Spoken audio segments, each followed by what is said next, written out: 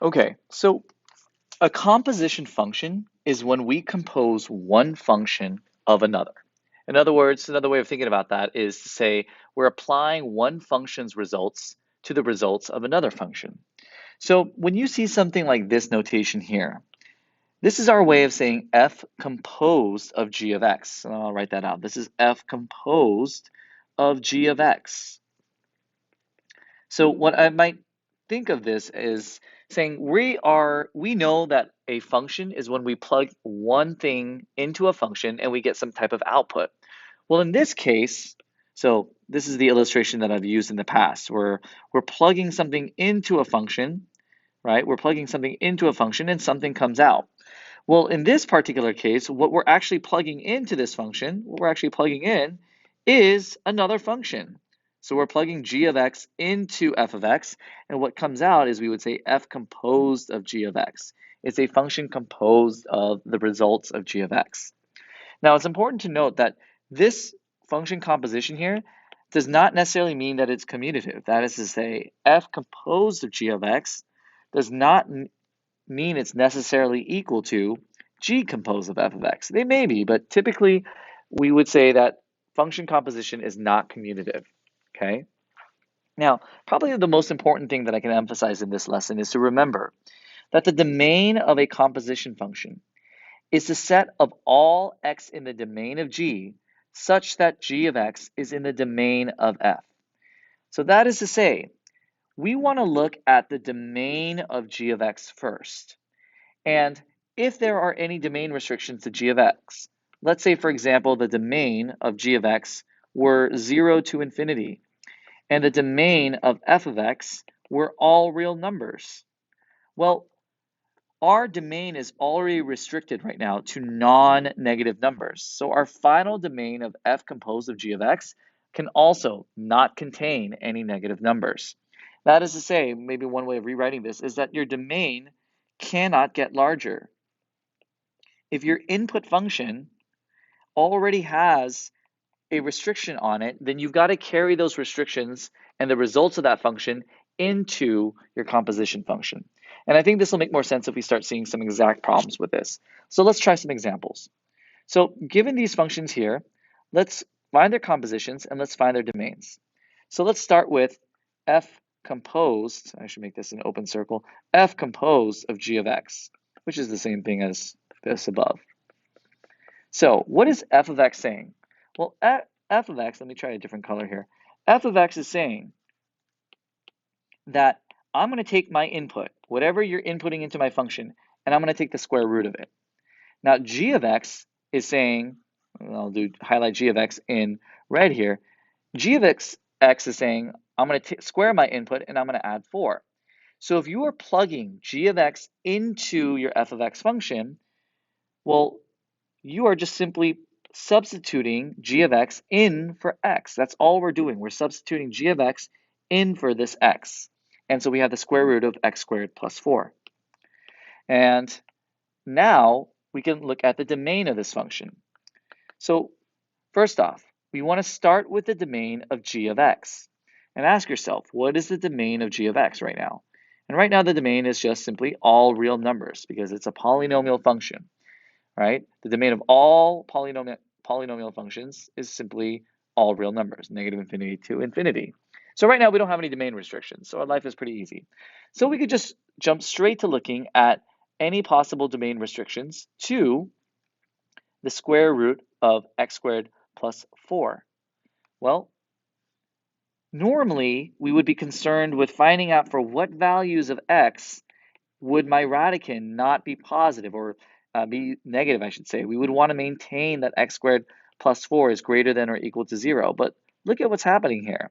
Because of this power, we are maintaining and ensuring that our radicand will always be positive. No matter what we plug in here, our, our function says we are going to square that input. So even if we plug in a negative number, we're going to square it, which makes it become positive. So I don't have to worry about this at all. So you can even think about looking at x squared plus 4 as a parabola with a vertical shift up 4 units. It's never going to be below the x-axis. So fortunately for us, our domain here is just negative infinity to positive infinity. No matter what I plug into my function, I have a defined output. I'm able to take the square root of a positive number. Okay?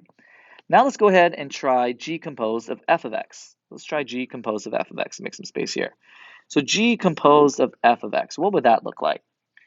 Well, looking again at our original functions, we know that g of x says I'm going to take my input, and I'm going to write this in red. I'm going to take my input, I'm going to square it, and I'm going to add 4. That's what g of x is saying. Well, what is it that I'm squaring? I'm squaring f of x, which is root x. So I can simplify this as following. I could say square root of x squared is just going to be x, all of that, plus 4. So my domain of this g composed of f of x, given that it's a polynomial function, would just simply be negative infinity to infinity. Or is it? Ask yourself, what did I miss here? What am I forgetting? And the answer is yes. I forgot to look at the domain of f of x. I need to look at the domain of my input function, and that domain carries over into this composition. And what is the domain of root x? Well, we know the domain of this is going to be 0 to infinity. Now, look at your composition function. Does this function have any more domain restrictions? And the answer is no, it does not restrict my previous domain any further. So my domain right now changes to 0 to infinity. So this is a really important part to keep in mind when we're doing composition functions. So in fact, I'd always recommend writing out the domains of your compositions or your individual functions first before you attempt any compositions. Okay, so I encourage you to try now doing g composed of f of x on your own. Okay, well, if you've had a chance to practice this, let's, we already did that. That is to say, you should be working on these problems here, these practice problems on your own. And you can check my solutions with what I have uploaded to Schoology. Let's try to do decompositions now. What does it mean to do a function decomposition? Well, it's effectively the opposite. It's to say, let's find a function, or excuse me, if we have a function, let's find the two smaller functions, quote unquote smaller functions, if you will, that we can use to compose one function of the other, such that I have my composition function here. That sounds like a lot. Let me try to see if I can break this down. Here's what I mean to say. We know that f composed of g of x in this particular example is x minus 5. What we're effectively trying to do is, can we think of an f and can we think of a g such that this above composition is true? Well, take a moment and try that. Well, hopefully you found one possible answer is to say f of x would be x squared, and g of x would then be x minus 5. Okay? Let's try another example here.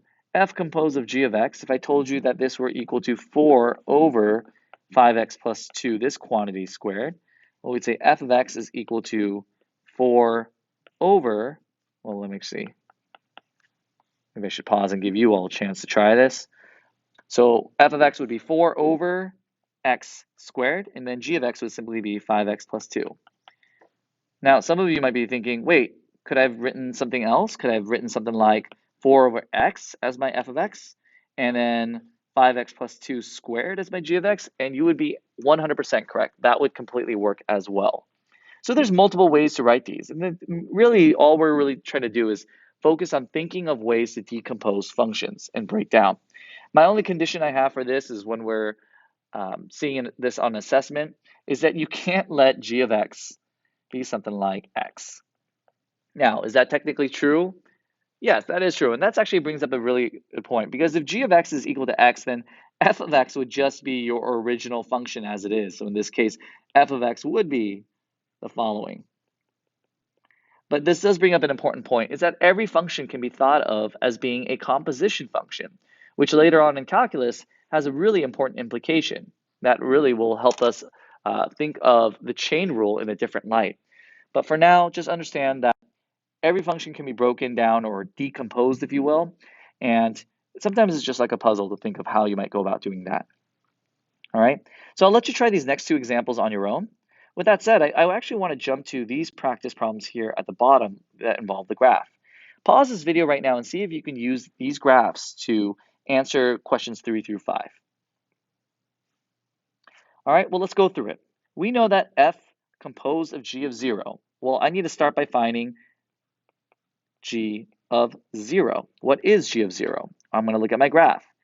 At 0, my output is 2. So g of 0 is 2.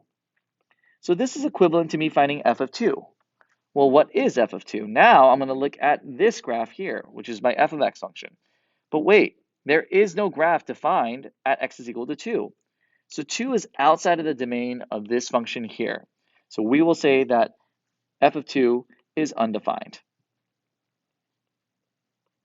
Okay? Number 4, g composed of f of negative 3.